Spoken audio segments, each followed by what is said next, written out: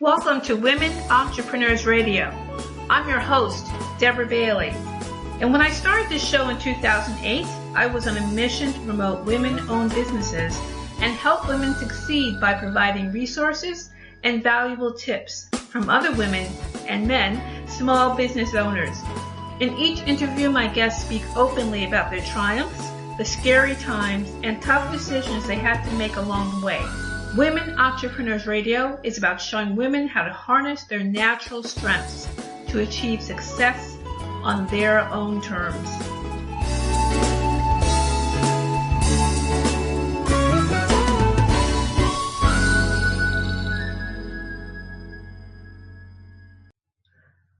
Hi, everyone. Welcome to Women Entrepreneurs Radio with your host, Deborah Bailey.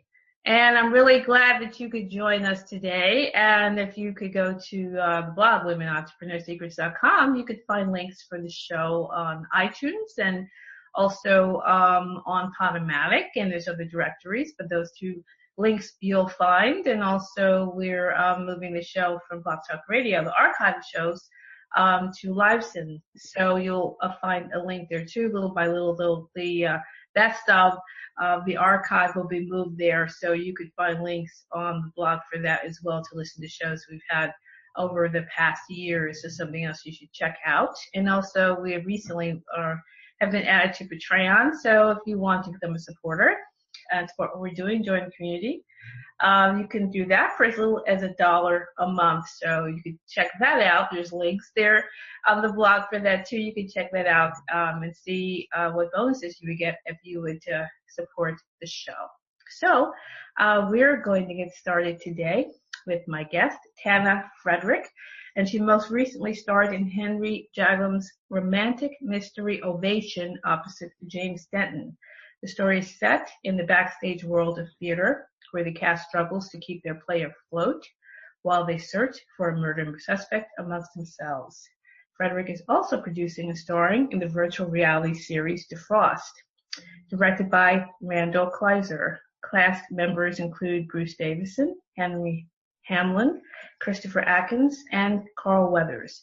Defrost was presented at Sundance's New Frontier program in the Cannes Film Festival. She's the first female producer of a virtual reality narrative series.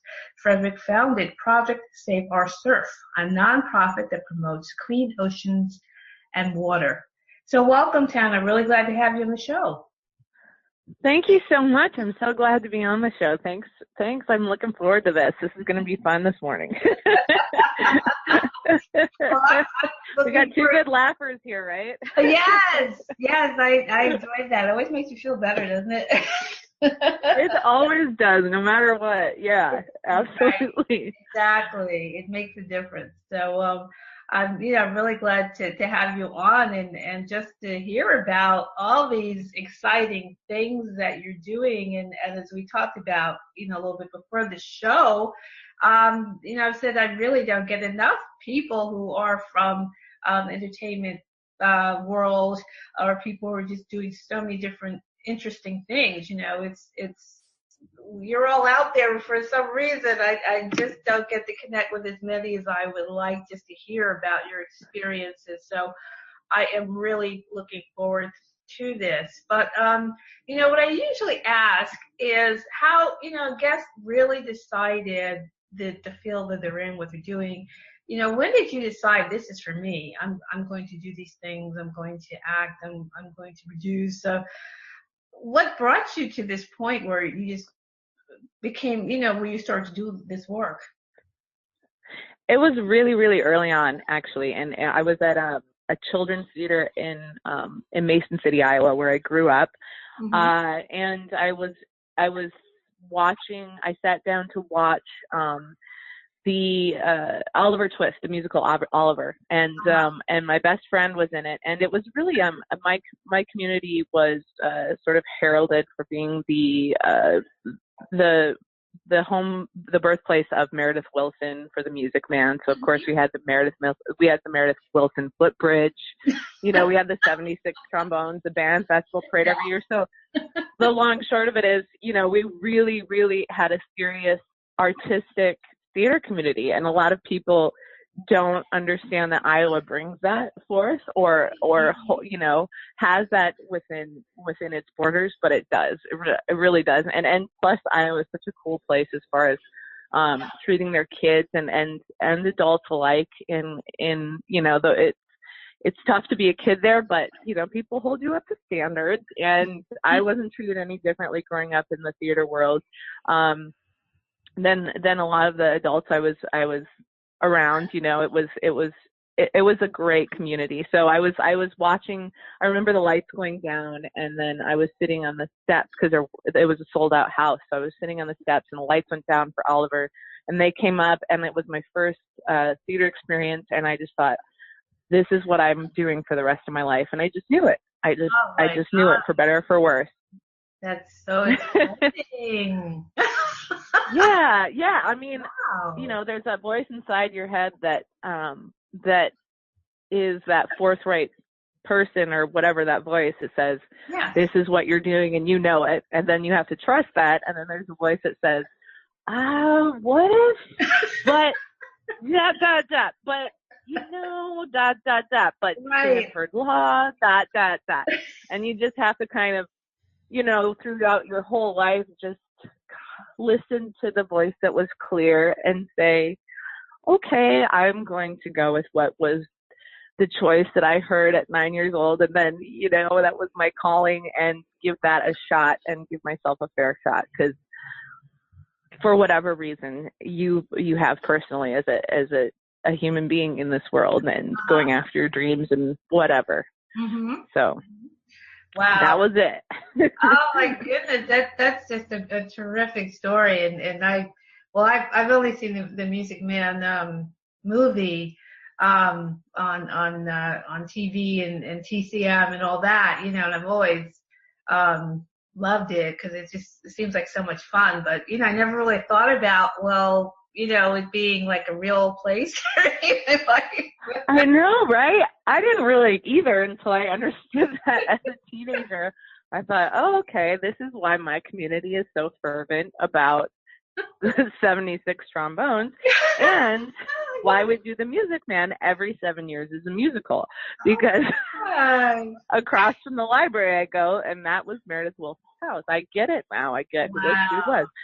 Yeah, so so a lot of things became clear to me growing up as to why I was raised in such an wonderfully artistic community. Oh my gosh. Yeah.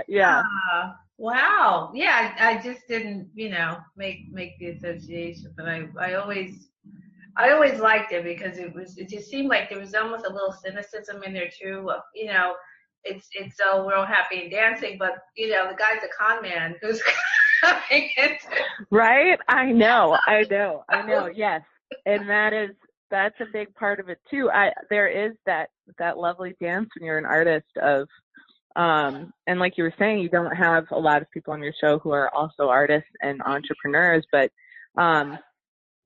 artists have to be entrepreneurs in order to be successful. And, they are some of the keenest business people that I've met in my life, because not only do they have to handle themselves as a product, they have to know how to sell themselves as a product.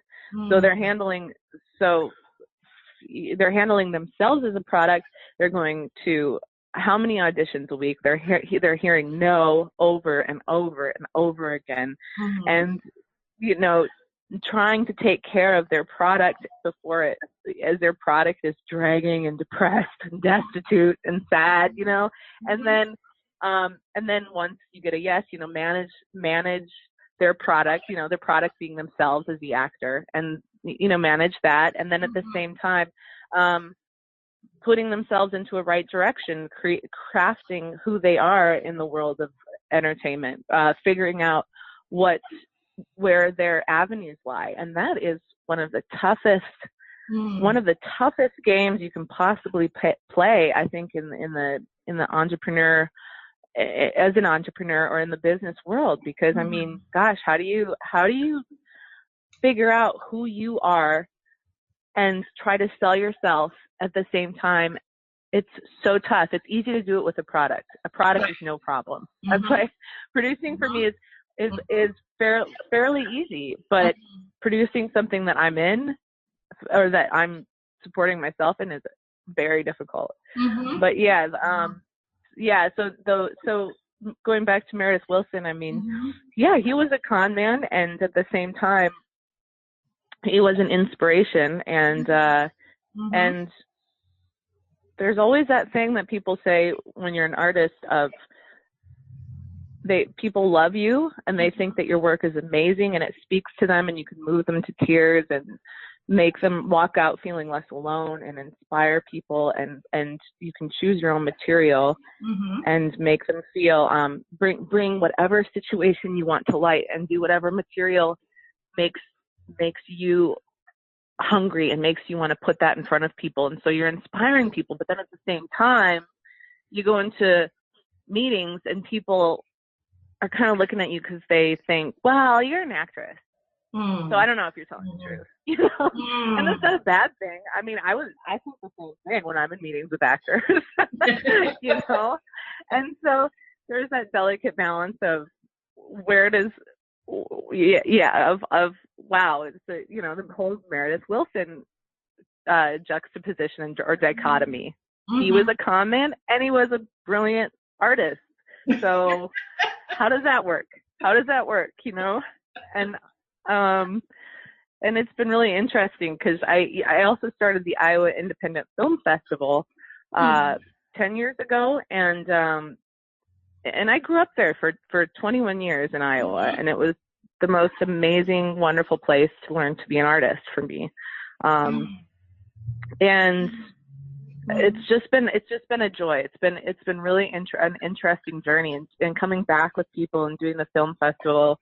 And I have a film coming out that I also filmed in Iowa, and that's just dealing with having the Iowa Midwestern sensibility is always incredible, because you come out from LA, and if you have sort of any misconceptions about yourself, or as the Midwesterners would say, like, get too big in your britches, then you get flat down pretty quickly, so to speak. So that's what it is. Oh my God. Yeah, there's definitely that interplay of trying to sell yourself and knowing that you're the product, and then knowing where you come from, all superimposing itself into one big giant kaleidoscope of, and it's tough. It's interesting and it's tough. Yeah, I can imagine. I think, what really, going back to the Music Man for a second, what really appealed to me was that it was this sense that there was an underside, like this person comes into town thinking, oh, I'm going to, be able to take these people for money because they're so innocent. And I guess I don't, being from the East, I'm, what I hear from the Midwest is wholesome, and people would trust him, so they wouldn't think that he was going to do this kind of things. But what I thought was interesting was that a lot of times, I've watched a lot of old movies, and a lot of times everybody's so wonderful, and it's also squeaky clean, but then you have this thing where the guy is a hero, I guess you could say, but he's also like the anti-hero too, which I thought is really clever. That's like human nature. I'm going to try to take advantage, but then he goes through a transition or transformation where he realizes, maybe this isn't a good thing, and maybe the people who he thought he could take were a little smarter than he figured, so it's kind of interesting how, absolutely, there's like a lesson there, but it's also fun.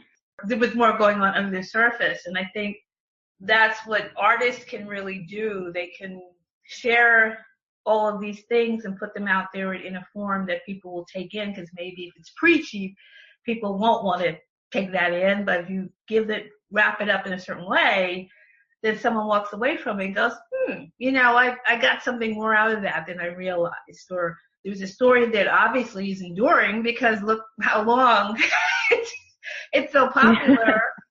constantly revived, is constantly, so obviously there's something was being said that was very important that people all over could get something out of. And I think that's what's so exciting about people who create things, because you're taking what's in the world and coming through you, and now you're putting it into a form, and people anywhere can get something out of it,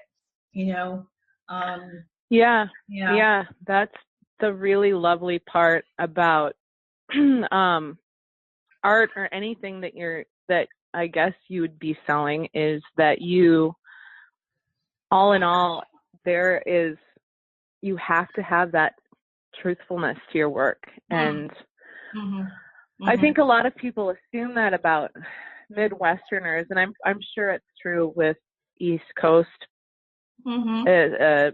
communities. I'm sure it's I don't know about West Coast communities, but I'm sure it's true about West Coast.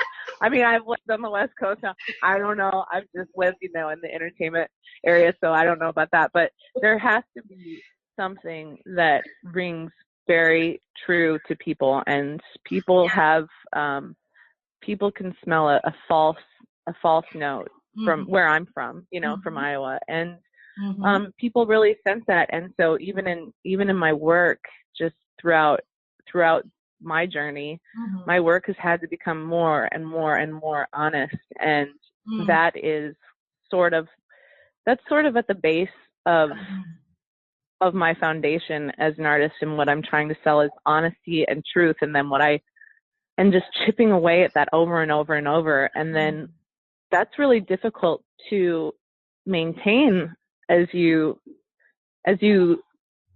make your way in this industry. And then you're trying to balance more and more deals, and trying to revamp your career, and trying to, to maintain that sensibility, and to make your work even more raw and even more truthful. And the characters that I keep playing are more and more challenging as I go on this journey that I'm on. And but I trust my audience, especially because I do theater and film in tandem. So I do the theater because people can sense, people know you're so intimate. I do small, theater, like 99 seat theater, but it runs I usually run a show for 7 to 12 months out here in Los Angeles, which is kind of unheard of, just because shows don't run very long out here, because it's more of a film town. So, but people know if it's false, people leave. And I've built up a really, really nice,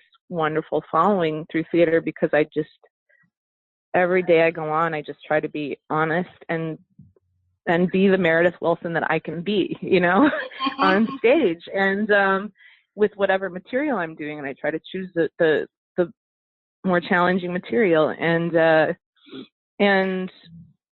that's really a weird balance, and I'm sure that's the same as any person as they get bigger and their product grows and their distribution grows. They have to choose, how do I keep that element, that seed of my product that was so beautiful that people wanted in the first place? Right. How do I maintain that integrity? And that's a tough order sometimes. And you were talking before about, of course, about the rejection and putting yourself out there. How is that really? It sounds like it's got to be extremely challenging, because on one hand you're putting yourself out there to be vulnerable, but then you're also in an industry that can be really hard on people's sense of self. How do you find that balance to really keep it all together for yourself? It's very hard. It's really hard, but it's also, I have ways of doing it. My nonprofit, sort of being in service of others, being, doing things to bring hope, bring happiness, simple things. My project Save Our Surf, I've been running that for about over a decade now, and that has kept me going to beaches, having kids taking autistic kids through surf camps, having them paddle, into waves and watching 9-year-olds stand up, and get through waves when they have challenges and they're catching way more waves than I do and they have way more energy than I do. Watching stuff like that, knowing that we're doing water, we also distribute water filters. We have them about 8 different countries right now around the world, fresh water to places where, again, kids are going through way more difficult circumstances than I am. And so that kind of keeps me grounded. I mean, it really keeps me grounded, and I'm really happy. I do that so that I'm reminded, that's kind of white people's problems. I'm lucky. I'm faced with kind of first world problems, and I could be faced with a lot. But, even though, and the thing is when I see all of these other difficult situations in the world, it's still amazing to me, because the people in these situations, the children in these villages with no clean water, they still maintain this element of happiness. The families who have no running clean water still have this in our, in this like impoverished, and they still have this beautiful joy that is really hard to find in our first world environment. And that's something you can't sell. It's something it's not tangible, really. I mean, it is for a brief moment when they let you into their community. But other than that, it's something that just exists without accomplishing, without owning, without anything. So it's this amazing thing that just reminds me that there's something out there that I need to keep searching for, and that's beyond kind of our everyday values that we put out there in our country. It's probably, if that makes sense. No, it does. I think maybe it's a sense of being in the moment and not always being rushing to the next moment and what can I acquire and how can I move up, and I guess you start to worry so much about things and titles and what can I get, and then you kind of miss all the stuff that you have in that moment and kind of taking pleasure in those things, because there's always the next thing that you're trying to get to. Right. And I think it's also just a plain, simple equation of lifespan, and just saying, I don't know how long I have to live. I don't know how long the people around me have to live. And so I'm going to take in every moment as a big, fat, wonderful minute in which to live right now. And and the next minute is going to be this big, fat minute in which I'm going to live, and I'm going to see everything around me, because I don't know what my next minute is going to be. And and that's beautiful. And that's true. Something that we move so fast, sometimes we forget. And we have to be living here. And and I'm not putting down our work, our ways of life. I'm not one of those people who says, well, all of us should move to Europe and start and grow a garden. I'm definitely not that guy. Still not that guy. But you just learn things everywhere, and you pick up little pieces, I guess. I try to just do as much life experience as possible and pick up little pieces along the way, and hopefully I'll learn something. And if I don't, I will on the next trip. There you go. So for who's ever out there listening, it's like, go travel and do some stuff, and whatever you don't get on your next trip somewhere, you'll get the next time. Just do good stuff for good people. That's it. Do good stuff for good people. Be nice. Help people out. Right. It does just come down to that, I think, so once you strip away everything else, that really is pretty basic and a good thing to keep in mind. So we're going to take a really short break, and we'll be right back. Hi, this is Deborah. Not only am I host of Women Entrepreneurs Radio, but I'm also a writer and coach. I've learned that making professional changes calls for a change in mindset, and that's not always easy to do. In my book, Think Like an Entrepreneur, Transforming Your Career and Taking Charge of Your Life, you'll learn the 5 steps to thinking like an entrepreneur so that you can move from idea to action. You'll also get information on how to manage fear of failure and how to banish self-doubt. And you'll receive lots of motivation to pick you up and point you in the right direction when you're facing the emotional and mental challenges that come with making life changes. In fact, one reviewer said, the book gave me ideas to match with my own feelings. This book is clear, straightforward. All tips are really good and easy to apply. I couldn't agree more. So get your copy today of Think Like an Entrepreneur, Transforming Your Career and Taking Charge of Your Life. It's available in print, ebook, and audiobook on Amazon.com.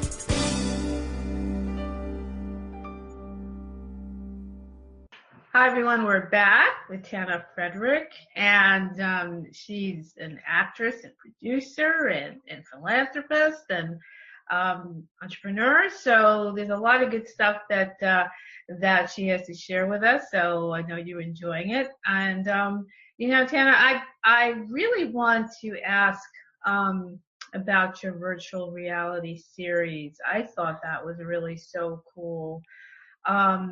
What gave you the idea to do something like that? Randal Kleiser is definitely a hero of mine, and not only that, but he's a really good friend. I've known him for about 16 years out here now, and that's the neat thing about LA is you get to know people in your circle that did work that you grew up on that kind of defined your childhood. I mean, Randall did Grease. What little girl or big girl or what girl hasn't watched that and said, I'm going to go put on a spandex pair of black pants and a spandex top and Olivia Newton-John in the last scene, and go on a tilt-a-whirl, darn it. There's none of us, like all of us are so Olivia Newton-John in that last scene. So, that was very, that was very instrumental to my youth and my growing up. And also, he did Flight of the Navigator, he did Blue Lagoon, he's done amazing, Honey, I Blew Up the Kids, he's done amazing stuff.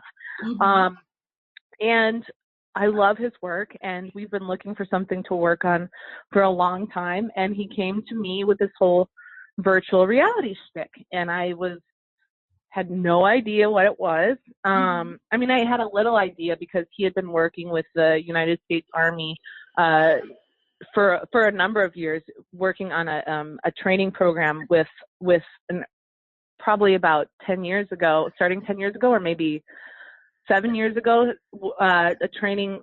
So it's virtual, it's using the gear to train soldiers on the field, and you can have them put the goggles on, and then he created a sort of simulation project in which you're presenting the situations that they would have on the field and reducing their fear of that situation because you're doing it in virtual reality, and you're reducing their response time. You're training them through this amazing tool. But I didn't really understand what it was as far as using it for narrative storytelling. And so he had come up with 12 episodes of this concept where you play a woman in 30 years into the future. You have just come out of being cryogenically frozen and you're thawed, and you're seeing your family for the first time, and then there's this whole story that unfolds because you're in this hospital that it has all of these, that you're going through all of these sort of there's a good guy, there's a bad guy, there's all these weird plot points. It's kind of like Breaking Bad. It's really fun to watch. It's also very strange to watch. And so I said, yeah, Randall, this sounds great. I don't know. I am scared of this project, therefore I'm going to do this project. It scared me so bad. And that's really, I don't take on every project that I'm scared of.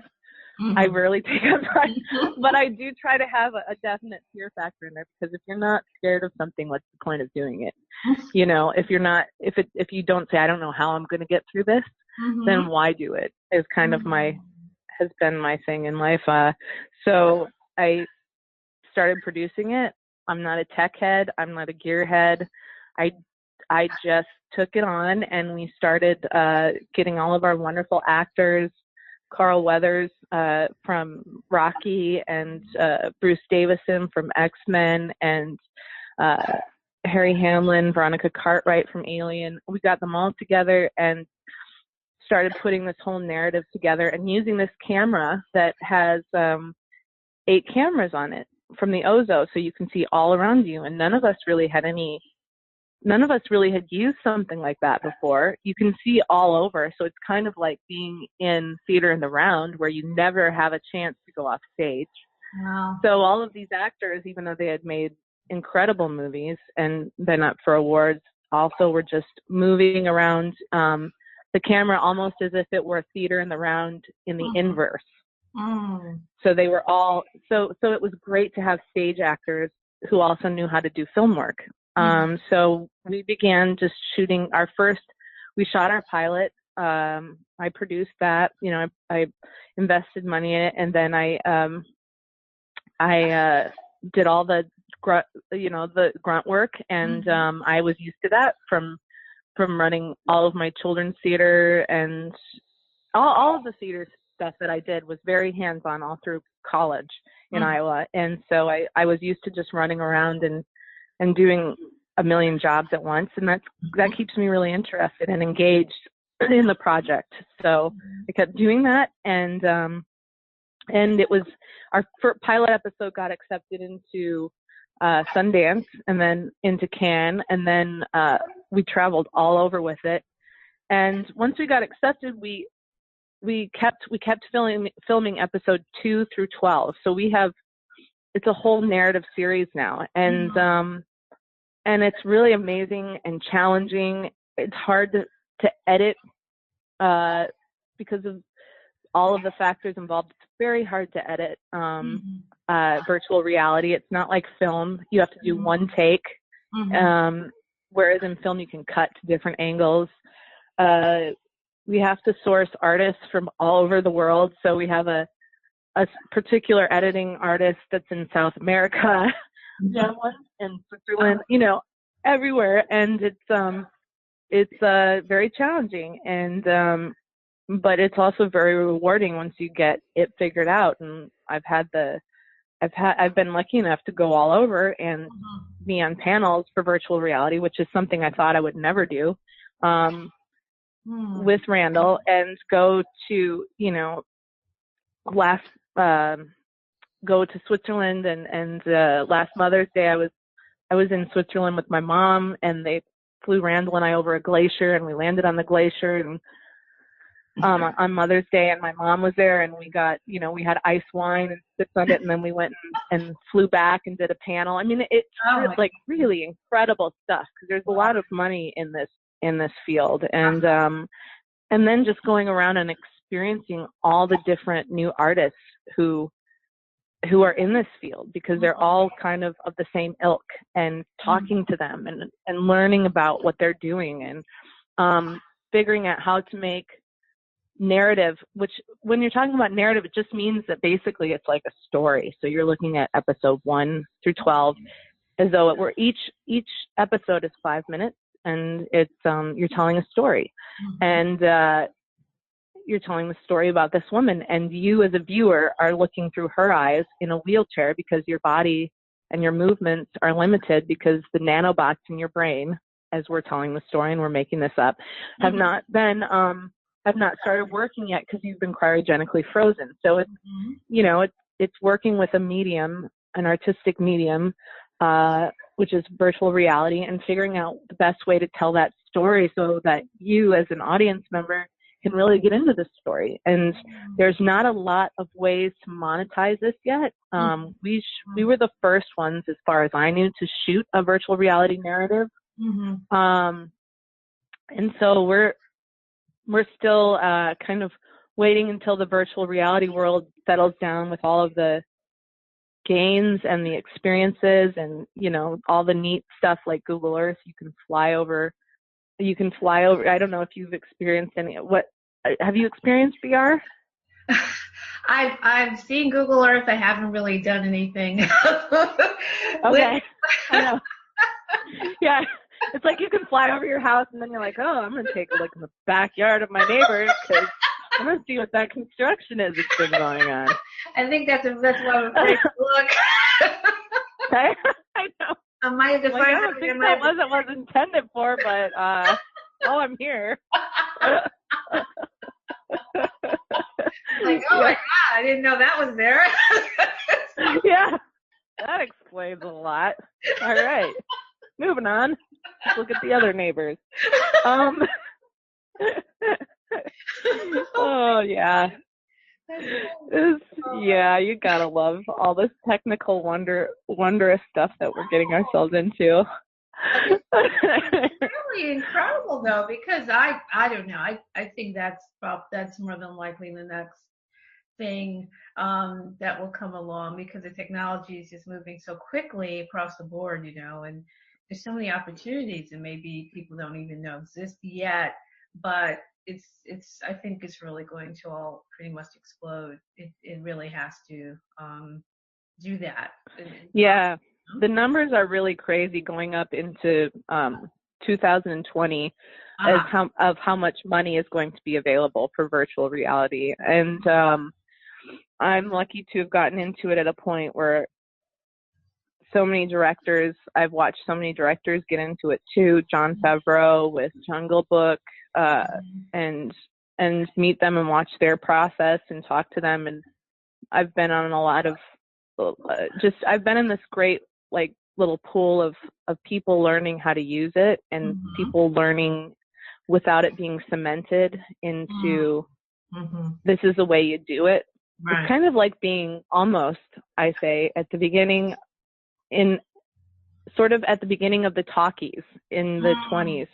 And, you know, in the early 1900s, when people went from silent film to the talkies, and they didn't know what the heck was going on. Certain film actors who were stars of the silent film were getting fired because their voices were too squeaky or nasally, you know, and things that worked before didn't work anymore, and everything was being redefined and shaken up and just settling. The sand was like settling back into its place. And so it kind of feels like that as far as virtual reality is concerned, and we're kind of defining right now as artists what virtual reality is going to be. And this whole, until 2020, I feel like there's a lot of agency in which people who are looking to start a career in that can move and navigate within this world. And you don't have to be an expert, you just have to be willing to learn. So that just requires learning as much as possible, being open, being willing, having a curiosity, whether you're an artist or you're not, or you are a tech head and you just want to create some good art. There's different ways. There's different applications for this tool and virtual reality, and it's being used for everything, for building, for hospitals, for, you know, treating burn victims, for everything. And there's so many ways to get into it, but if you're artistically interested, then that's a whole fun avenue to explore. And but yeah, so it's been this really interesting world that has been fascinating to go from film festival to film festival and panel to panel with. And it's been really fun, and like I said, just kind of challenging, because I have more of an artist brain than a computer brain. And I like to challenge myself with new projects. Like I said, doing stage and doing film and then doing virtual reality is all kind of playing with different mediums and seeing where you can go and have the best artistic impact with any of those. It's challenging, and that just teaches you and informs you, oh, I remember when I did this in virtual reality and how we all didn't have a place to hide because the cameras were all, we were seen all the time, and how that can make that scene that I did in that last show I did, that theater piece, even better. And then it, you know, they all kind of play into each other's, and there's so many different avenues. So it's just like going through a primer for yourself over and over again in terms of being an artist. The more stuff that you involve yourself in, the more in projects. Wow. Well, that's pretty terrific. And we, you know, we're pretty much nearing the end of the show. I know you have so much going on. I'm sure you are off to take care of something or do something or, you know, create something. This is just so fascinating. Or I might just, I'm probably just going to sit in front of the internet and like check out, you know, Amal Clooney's pregnancy. I don't know yet. I mean, they don't let me out much. So we'll see. That's good. But I think it's just so exciting that you're, you know, really showing that an actor, creative, entrepreneur, you know, you can put all these different things together and make them work for you. You know, you direct, you're a producer, you're stage, screen, you know, you're doing all these different things. And I think that's such a great example for those people who are out there who feel like, oh, I can't do this because, you know, people are telling me, well, you're not going to make money, or you can't do this, you better go get this other thing and leave what you really desire behind, because they don't see all the possibilities. And I think you are really an example of all the possibilities one can really have out here. You know, there's a lot that you can do and a lot of worlds that you can explore. And I don't think that most people, you know, realize that. I think they kind of think, well, I can only do this one thing, and if I don't do that, then I failed, or I can't, you know, I'm stuck. I can't move forward, or I can't find all these different avenues. Yeah, and I think that gets back to your question that you asked me originally and first as we were talking, and you said, you know, how do you handle all of the rejections? And whether you're in business, whether you're an artist, whatever field you're in, whether you're a stay-at-home mom, whether you're a stay-at-home dad, whatever, you're going to hear, especially if you're out in the world though, if you're going to hear in this, you're going to hear us at least, I hear like 500 no's for one yes. And those no's and my failures teach me way more than I could ever learn, as long as I don't beat myself up too bad, because, you know, I am a perfectionist. But those no's teach me so much more than that one yes. And so I try to just take all those into stride, and that's what I've been doing for 2 decades out in Los Angeles. And I value strengthening those learning. I value those no's so much, because those no's and those failures, I don't look at as failures. I look at as learning opportunities. And I think that was, so just coming back to that, because that was such a great question that you asked. And I think I'm always looking to hear that from people. How do you deal with the rejection? How many rejections do you get? What do you do? And you just say, okay, I got one no down. There's a notch on my belt. I have like 500 more to go. And if you get a yes before those 500, good on you. Like, go forward. But, you know, but they're so invaluable. All those no's, all those challenges that didn't quite pan out. Those are just upward steps on you getting up to your goal. And so many people have taught me that. And So whatever I can pass on, you know, and whatever other people pass on to me, that's the most important lesson I could possibly learn as a business person or as an artist. Mm-hmm.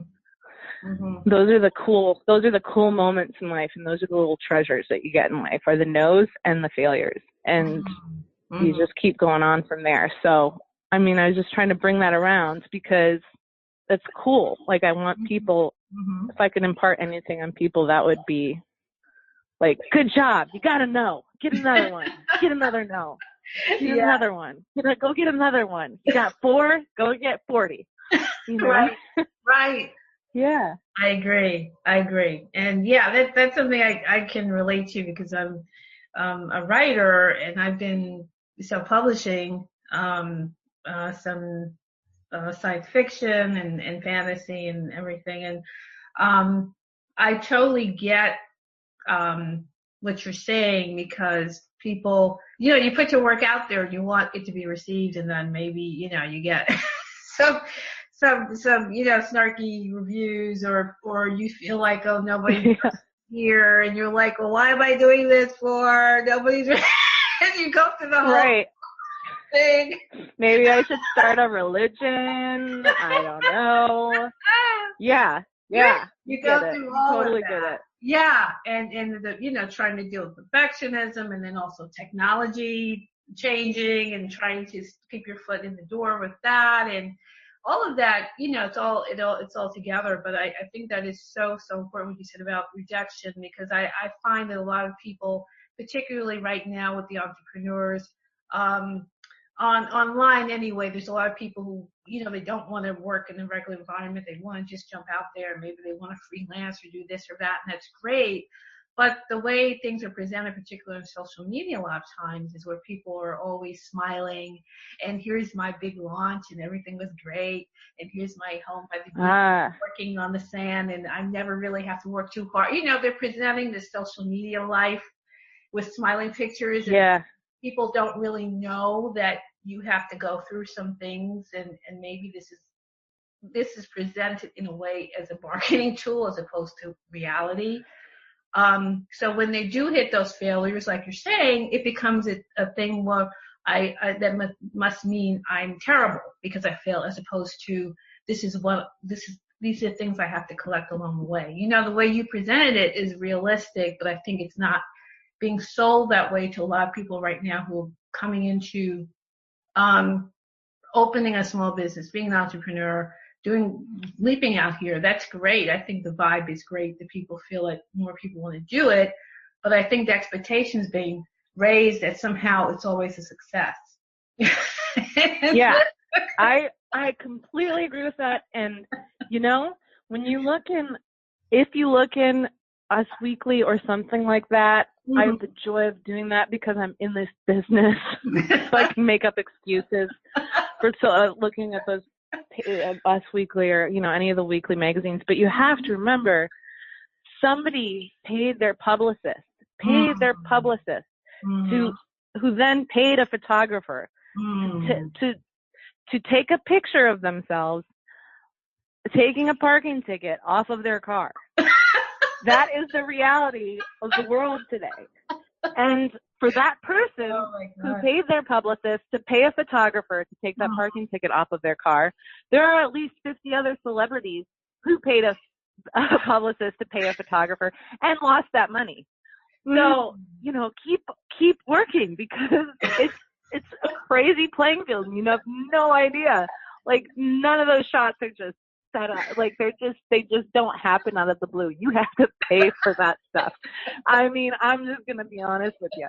Like, been there, done that, you know. And that's just how the world works now. And so anything goes. So man, just take the plunge and do what you got to do. You know, it's a wild, wild west again. And we're in exciting times, as depressed as everyone is. You know, we're in like this huge, wonderful, exciting period where there is monumental change happening. And and that's great. That is great. You know, people are no longer apathetic. People are, there's a lot of change going on. So yes, I agree. Nothing is what it seems. And we're kind of like just working through, like Alice in Wonderland's out here, all of us, and just we take what you like from something and then be a Renaissance person, because that's all you can do now. I mean, that's everything you can do. That's what you have permission to do, is what I should say. Yeah. Be a Renaissance person. Take a little something from everything that every endeavor that you try, put that all into one chunk and define yourself, and just keep moving forward. Get the no's, keep redefining yourself. Get more no's, keep redefining yourself, and just know that everything that's presented is it's all smoke and mirrors. And then, make your own smoke and mirrors for what you want to be. Redefine yourself. Right. I totally agree. I think the old structures are collapsing, and what comes next, people really have to roll up their sleeves and participate in it.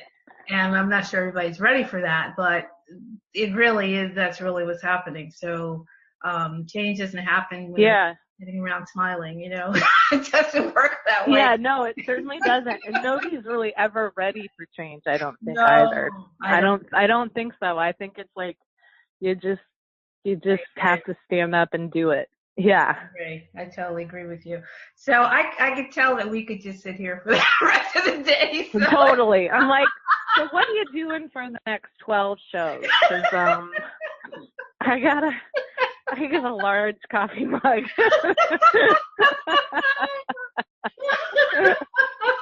Oh, God. Oh, my God. Yeah. Yeah, girl, yeah. Let's just... Oh, God. Can I sleep at your house? Let's just do this all night. Well, it was snowing. I love it. Here, so you know what? I'd rather come out to the West Coast. It was snowing here this morning, so I'm trying to get away from it. No. We're like, you guys weren't ready for this. No. And now, 120 billion hours of straight radio talk. You're not going to want to listen to all of it, but we're going to want to talk to you about it. We could keep going and going and going. Oh, my God. Yeah, really. Yeah. It's so dumb to talk about. We're getting naughty with our coffee in the morning. We're being profound and crazy. Oh, my God. Girls Gone Wild is a whole new thing now, yeah. It's going to be informative and entertaining. We can, whatever you want. We got here. We're the only ones laughing, and that's okay. That's okay. Oh my God. Well, no, I think we get some laughers. We get some laughers out there, hopefully. You have to do that and really make it fun. So I'm sure that people. Yeah, I'm like crying now. Like I've laughed so hard and I'm crying now. That's funny. That's good. That's good. There's not enough right now. I know. Exactly.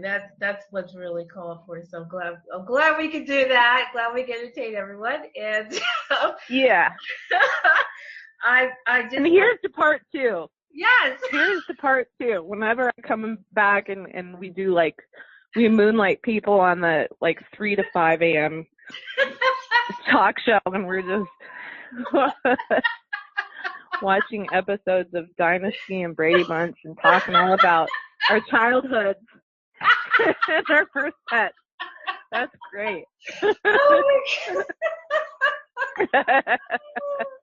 Well, this will always be available, so people can just listen over and over if they want to. Yeah, just put it on repeat, guys. There you go. It's easy. Just repeat.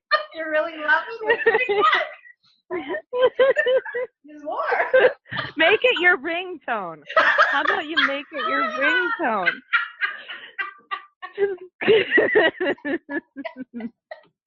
We'll do that next time. Or your ex-boyfriend. You can take our laughter and make it your ex-boyfriend's ringtone. You're just like, when he calls, it's going to be like, I think that's a business opportunity. I do too. Whoa, Actually, nobody tell anybody that. No, We're it's gonna do like that.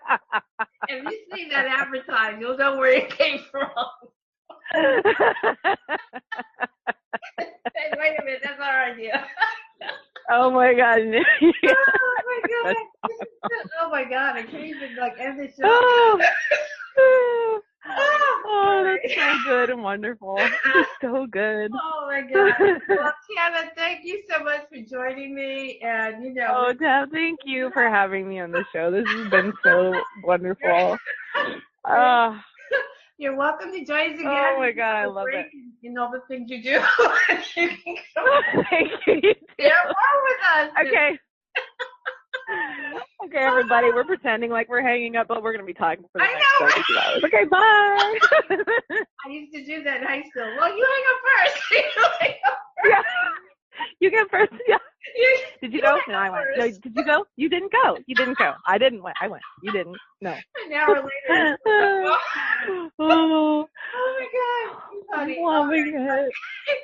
Well, thank you, okay. Yeah, thank you. Thank you. Oh, God. All right. I'm going to go get my second cup of coffee. And you too. And then thank you for the show. I'll end it because we can't end it. Okay, so this is Deb signing off. Thanks for the show. Love you guys forever. No, but really, God. thank you so much. Oh, thank you. You're welcome. This is joyful and lovely and wonderful. Thank you so much. I'm enjoying it. So everybody, I know you're enjoying it too. So please make sure that you share this on social media. Share with your friends. And everything. And listen again. And we're sober. And we'll definitely, we'll be here laughing. So thanks for joining us. And we'll see you again next time. Bye. Bye. Thanks for joining us. You can also join in the conversation on facebook.com/women entrepreneurs and on the website womenentrepreneursecrets.com. And don't forget to listen in on dvcoach.podomatic.com and on iTunes.